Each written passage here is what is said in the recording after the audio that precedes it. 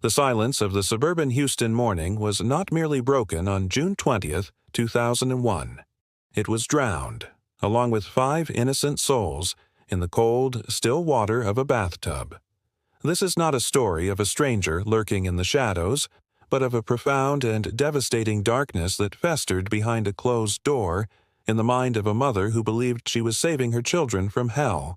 Her name was Andrea Yates, and her case would become a harrowing national referendum on mental illness, motherhood, and the very definition of evil.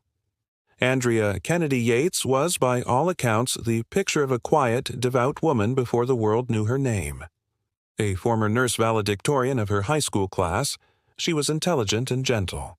She met Russell "Rusty" Yates, an engineer at NASA, and they built a life together rooted in their fundamentalist Christian beliefs. They envisioned a large family, homeschooled and sheltered from a world they saw as corrupt. But with each pregnancy, each birth of a beautiful boy, Noah, John, Paul, Luke, and finally a girl, Mary, the weight on Andrea's psyche grew exponentially.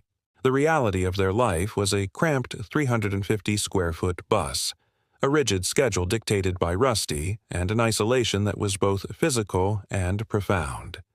Andrea's mind, a fertile ground for her faith, began to be poisoned by a severe and untreated psychosis. She became convinced she was possessed, that the mark of Satan was upon her. After the birth of Luke, she suffered her first major breakdown, attempting suicide twice and being diagnosed with severe postpartum depression and psychosis.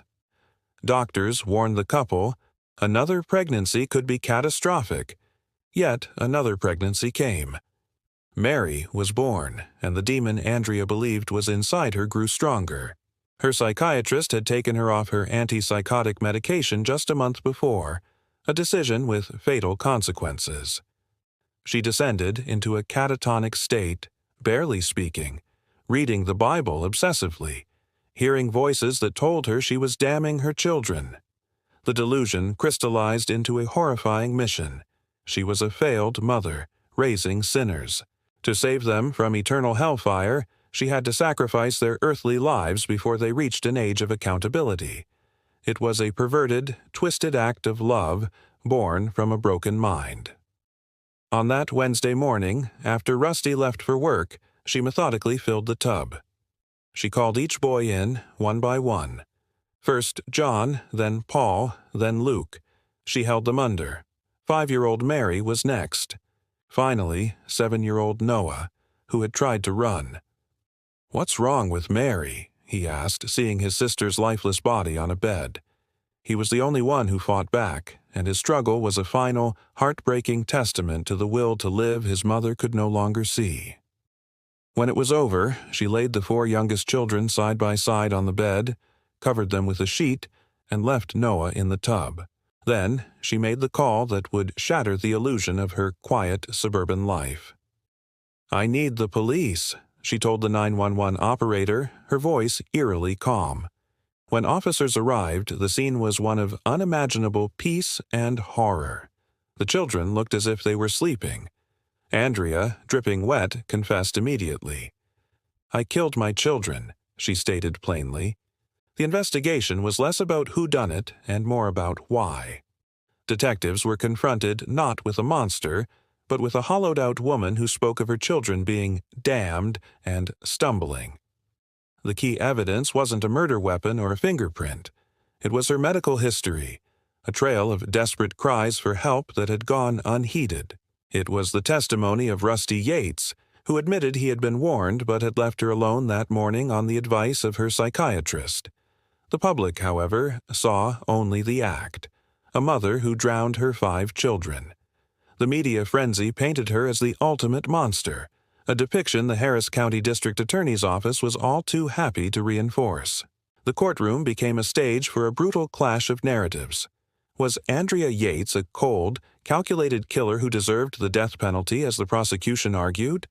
Or was she a desperately ill woman who, in the throes of a psychotic break, lost all touch with reality, as the defense contended? The trial was a spectacle. The jury was shown crime scene photos that brought them to tears.